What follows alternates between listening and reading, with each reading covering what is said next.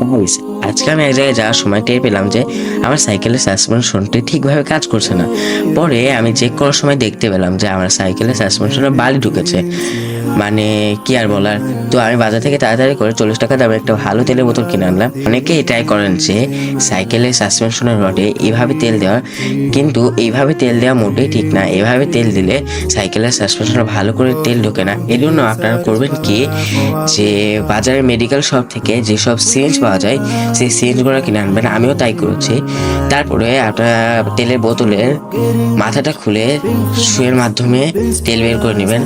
আমাদের এখানে অনেক সমস্যা ছিল, আপনারা চাইলে একটু বাঁকা করে সুইটা খুলে, মানে সিরিঞ্জের সুইটা খুলে তেল বের করে নিতে পারেন। এরপর আপনারা সিরিঞ্জের সুইয়ের মাধ্যমে সাইকেলের চারপাশে এইভাবে তেল ঢুকে দেবেন।